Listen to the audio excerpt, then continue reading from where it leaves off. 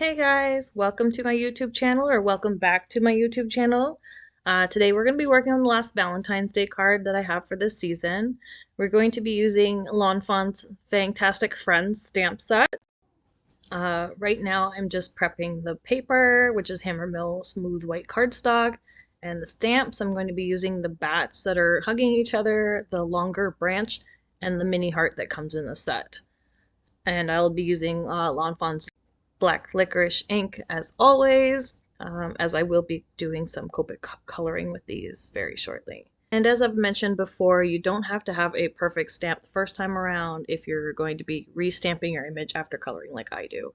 Also, just a quick tip when you're coloring tree branches, I tend to use a lighter color, shade with the darker color, and then also make streaks through it to give it that grainy wood texture. And then I also go over it with the lighter color once again just to help blend it a little bit.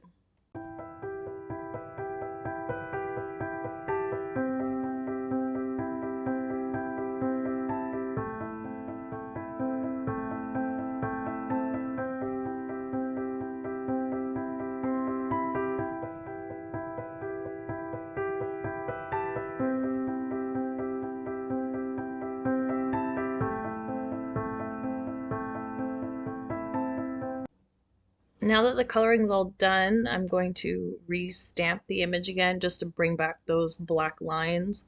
I do find that they fade a little bit when you color them with Copic markers. And then I will cut them out on my brother's Scan-and-Cut machine. Now they're all cut out. I do decide to add little blush cheeks to the bat on the right side, just to indicate that that's like the female bat of the couple. And then here I am. I wanted to stamp out my sentiment and have everything ready before I started assembling. So now I'm just prepping my black cardstock surface with anti-static powder tool and stamping the I love hanging out with you sentiment with clear embossing ink. This will just give something for the embossing powder to stick to. I will be using white embossing powder, again the detail from Recollections at Michael's. I find that it's a little bit better to use on sentiment strips specifically, just because it is a finer powder than some of the other embossing powders that I've used in the past. And it is a little bit more of a bright white than some of the other ones that I've used. So here I am just brushing off and tapping off any extra that did stick to the cardstock, so that I don't end up with little white dots all over the place. And then I'm going to hit it with my Wow embossing heat gun, which is great because it has actually 2 heat settings on it. So you could do it low and slow, or you could just do it quick and fast, depending on what you're using for your medium. And generally, I do use the higher heat setting for cardstock. Now I'm just cutting out my sentiment strip using my Tim Holtz mini trimmer. Just cutting it pretty close using the plastic guide as my guide. I just line up the tops and bottoms of the letters with the edge of that guide and then cut it so it just leaves that little bit of space at the top and bottom. And then here I am laying out all my pieces. That middle panel is cut to 3 1/4 by 4.5 inches, which will leave a 1/2 inch mat all the way around the card once I attach it. This galaxy background is from a Honeybee Stamps paper pad, which I'll link down in the description below. And I'm also using Simon Says Stamps Big and Mama foam tape as usual. I absolutely love this just to give it a little extra dimension. I'm going to add it both to the back of this panel and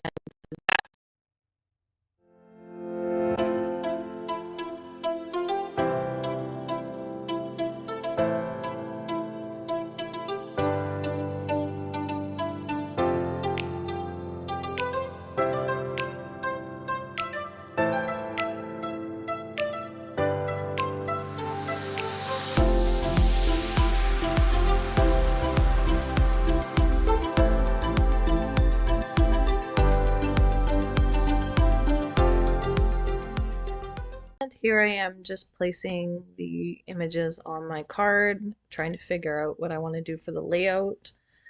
I know I want the branch to come off the middle panel to the edge of the actual card, and same with the sentiment strip. So I'm just laying them out so that that's how it goes.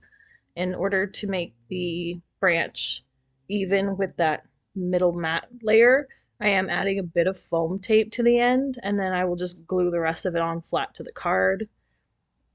Originally, I didn't move it over enough, so I did have to like slide it a bit and clean up the glue. But this glue dries matte, so as long as you get most of it up, it's usually okay. Now I'm propping up the bats on top of the tree branch, just overlapping it a little bit and trying to figure out where I'm going to put that heart. And I ended up leaving it where I had originally planned at the bottom of the bats by their heads. And then the sentiment strip, I realized that it was a little bit wonky at the top, so I went back, retrimmed it so that it was straighter, and now I'm going to do the same with this as I did with the tree branch, and I'm just going to add that little bit of extra foam tape on either end. I'm just kind of using my fingers to mark off like where the sentiment ends because it almost fits exactly in that space where the mat is, so I'm just putting the foam tape to either end of that, and then I'll add a bit of glue in between just so that that is also flat with the matte layer. And then I'm just going to use the lines on my grid mat to help line up that sentiment so that it's straight. I had to move it into the center a bit because I was forgetting to center that strip at the beginning. And now I'm just going to cut off those extra bits from the back side of the card. With right-handed scissors, it's much easier to do it this way just because you get that blade up as close as possible to the cardstock, and it gives you a nice straight cut. And then I decided to add glossy accents to the little heart, so I'm just making sure there's no little bubbles in it before putting it on. And that will be our card for today. Thank you so much for joining me, and we'll see you again next week. Bye!